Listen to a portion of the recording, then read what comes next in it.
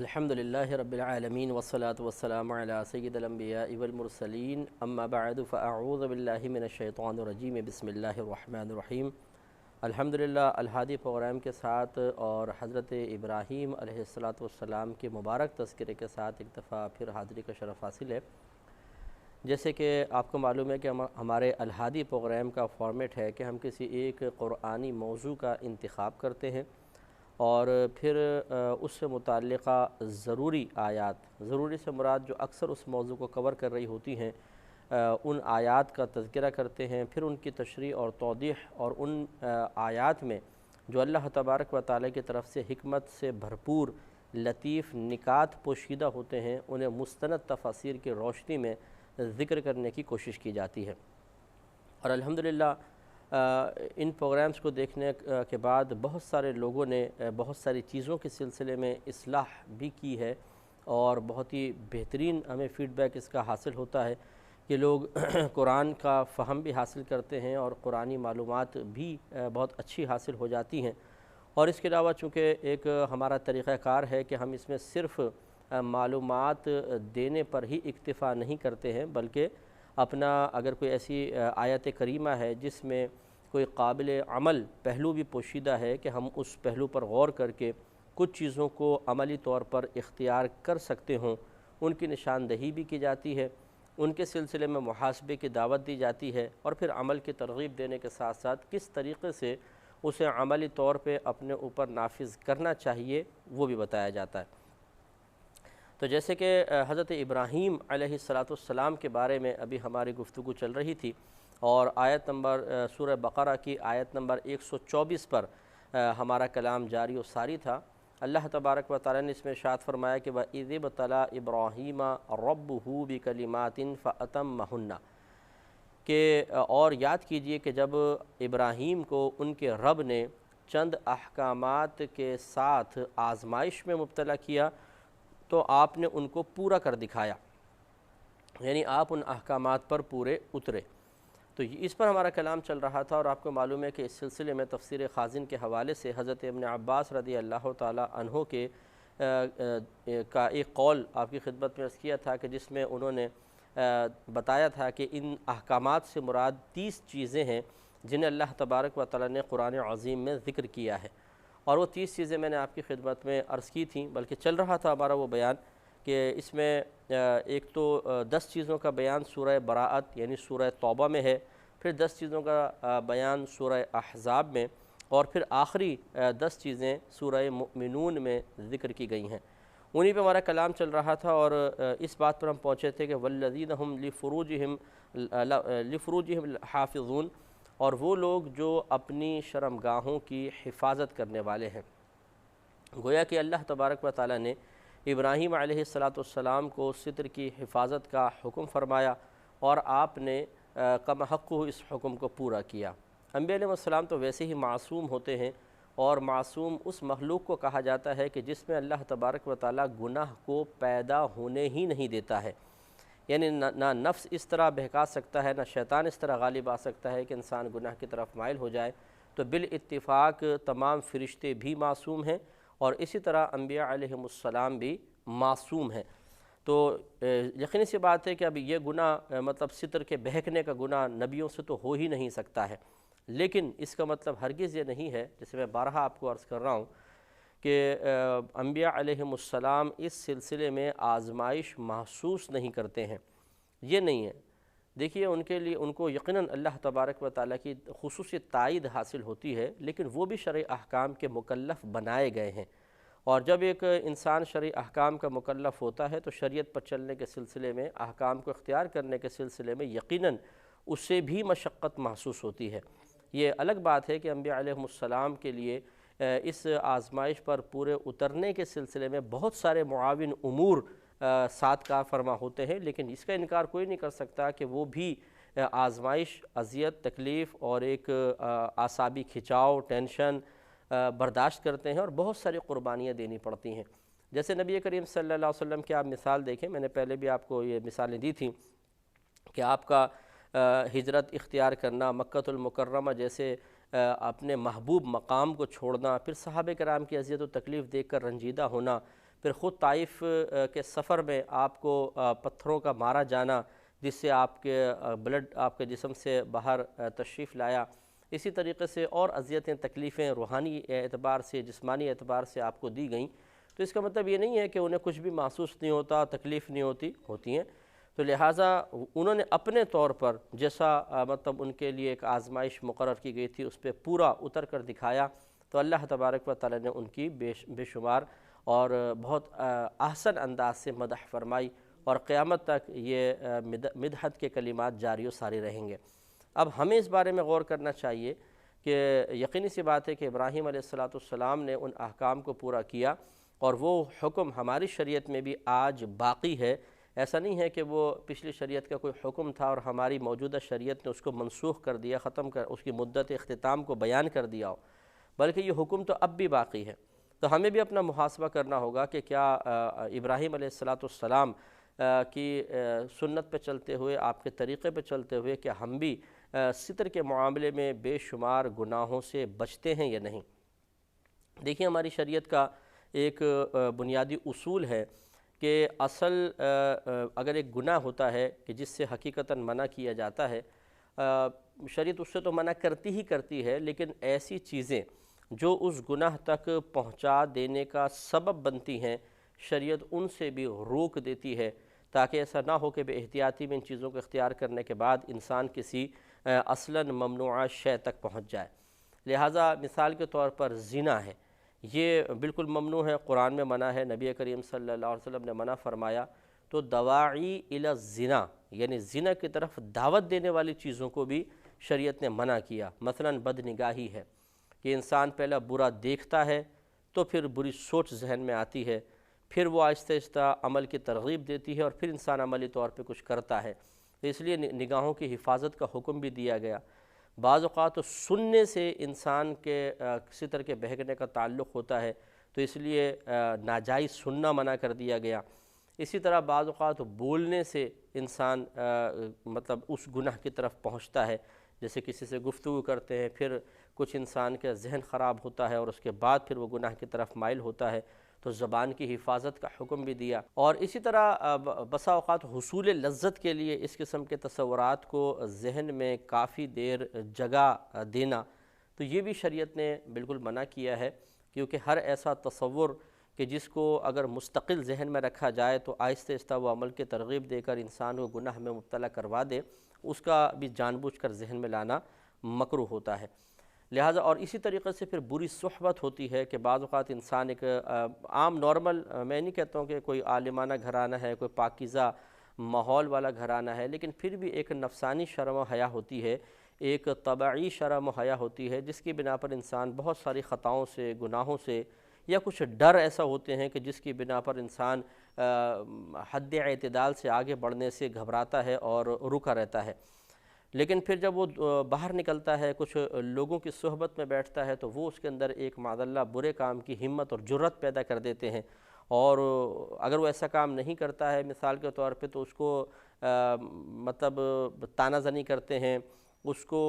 ابھارتے ہیں اور اس کو شرمندہ کرنے کی کوشش کرتے ہیں،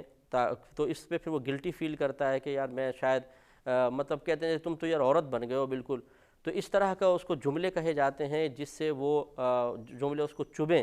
اور وہ اس کے خلاف کام کرنے پر مجبور ہو جائے، اور پھر اس طرح بعض نوجوان گناہوں کی طرف اپنے آپ کو دلیر پاتے ہیں اور اس میں مبتلا ہو کر اپنے آخرت کی بربادی کا سامان کرتے ہیں۔ تو خلاصہ کلام یہ ہے کہ جس طریقے سے زنا منع کیا، شریعت نے ہر اس کام کو بھی منع کر دیا کہ جو اس زنا تک پہنچانے والا ہے۔ اس لیے ہمیں خود بھی اپنے بارے میں غور و تفکر کرنا چاہیے، اور زندگی کے ہر اسٹیج پر یہ نہیں ہے کہ ہم صرف بچوں کو تلقین کریں۔ بعض اوقات ایسے کیسز بھی سامنے آتے ہیں کہ میرڈ جو ہیں میل اینڈ فیمیل، ان میں بھی پرابلمز کریٹ ہو جاتی ہیں، اور مطلب یہ بھی گناہوں میں مبتلا ہو سکتے ہیں، بلکہ ان کے لیے گناہوں میں مبتلا ہونے کے امکانات ایک ان میرڈ سے بہت زیادہ ہوتے ہیں، اور یہ مطلب کوئی وضاحت طلب بات نہیں ہے، سب اچھی طرح جانتے ہیں کہ کتنے معاملات بگڑ سکتے ہیں۔ اس لیے ہر شخص خود اپنا محاسبہ کرے اور غور و تفکر کرے، اور خصوصاً جو ان گناہوں میں مبتلا ہیں، نہ صرف مبتلا ہیں بلکہ دوسروں کو ترغیب دیتے ہیں، ان کے لیے ان گناہوں کو آسان کر کے پیش کرتے ہیں، ان کے لیے برائی کو آسان کر دیتے ہیں، اور اس طرح دوسرے کو برائی میں مبتلا دیکھ کر معاذ اللہ ثم معاذ اللہ وہ ایک نفسانی سکون محسوس کرتے ہیں۔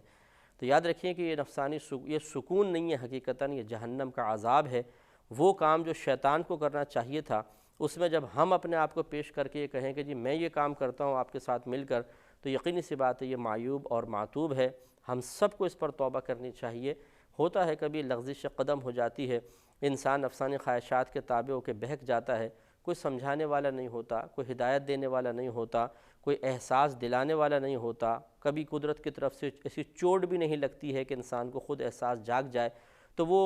ایک گندے کام میں مصروف رہتا ہے، اور اس سے اسی میں بس پھر وہ اپنی